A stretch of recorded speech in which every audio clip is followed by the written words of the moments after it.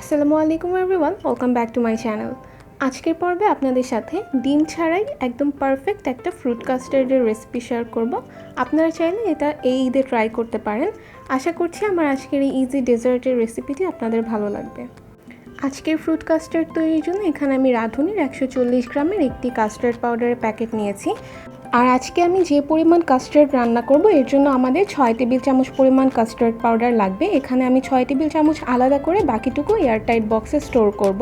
কাস্টার্ডের প্রতি 1 কাপ পরিমাণ লিকুইড মিল্কের জন্য আপনাদের 2 টেবিল চামচ করে কাস্টার্ড পাউডার লাগবে। এবার কাস্টার্ড পাউডারটাকে গুলিয়ে নেওয়ার জন্য এখানে আমি 1 কাপের 4 ভাগের 3 ভাগ পরিমাণ লিকুইড মিল্ক নিয়েছি আর এখানে কাস্টার্ড পাউডারটা অ্যাড করে দিলাম। দুধটা অবশ্যই রুম টেম্পারেচারে থাকতে হবে। এবার এই দুটো ইনগ্রেডিয়েন্ট খুব ভালোভাবে মিক্স করে নিব যেন এতে কোনো লাম্পস না থাকে। আর প্রতি 1 টেবিল চামচ কাস্টার্ড পাউডার গুলিয়ে নেওয়ার জন্য আপনাদের 2 টেবিল চামচের মতো লিকুইড মিল্ক লাগবে। অর্থাৎ টেবিল চামচের হিসাবে বললে এখানে আমি প্রায় 12 টেবিল চামচ লিকুইড মিল্ক নিয়েছিলাম। এটাকে একটা সাইডে রেখে দিচ্ছি।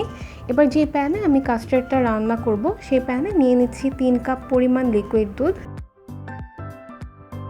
এবার এখানে অ্যাড করে দিব যে কাস্টার্ড পাউডারের মিক্সচারটা আমরা একটু আগে রেডি করে রেখেছিলাম সেটা। আর অবশ্যই অ্যাড করার আগে খুব ভালোভাবে নেড়ে চেড়ে নেবেন, কারণ অনেক সময় কাস্টার্ড পাউডার নিচে বসে যায়।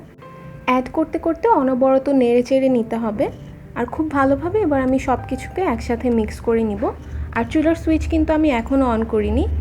কাস্টার্ড পাউডারের মিক্সচারটি আমি লিকুইড মিল্কের সাথে খুব ভালোভাবে মিক্স করে নিয়েছি। এ পর্যায়ে এখানে দিয়ে দিচ্ছি 3 টেবিল চামচ চিনি আর হাফ কাপ পরিমাণ কনডেন্সড মিল্ক।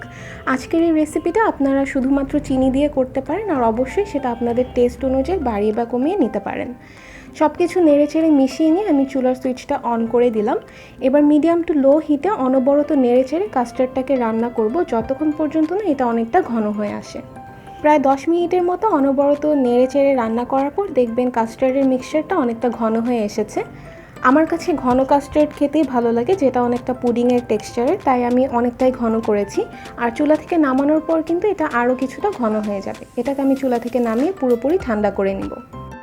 আজকের কাস্টার্ডে অ্যাড করার জন্য এখানে আমি 6 রকমের ফল নিয়েছি। এখানে আছে প্রায় হাফ কাপ আম, হাফ কাপ আপেল, 1/3 কাপের মতো প্লাম, সেই সাথে আছে 2/3 কাপ পরিমাণ আনার, হাফ কাপের একটু বেশি বা 2টা মিডিয়াম সাইজের কলা, সেই সাথে 1/4 কাপ আনারস।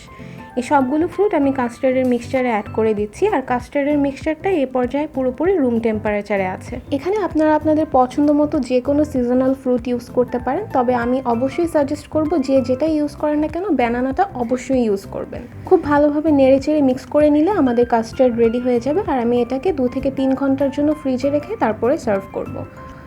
আশা করছি আমার আজকের এই ইজি কাস্টার্ডের রেসিপিটি আপনারা এই ঈদে অথবা অন্যান্য যে কোনো অকেশনে ট্রাই করবেন। ট্রাই করলে আমাকে জানাতে ভুলবেন না আপনাদের কেমন লেগেছে। আজকের রেসিপিটি ভালো লাগলে ভিডিওটিতে লাইক, কমেন্ট অ্যান্ড শেয়ার করবেন। আর আজকের ভিডিওটি দেখার জন্য আপনাদের সবাইকে অসংখ্য ধন্যবাদ। নেক্সট অন্য কোনো রেসিপি নিয়ে হাজির হব। টিল দেন সবাই খুব ভালো থাকবেন। আল্লাহ হাফেজ।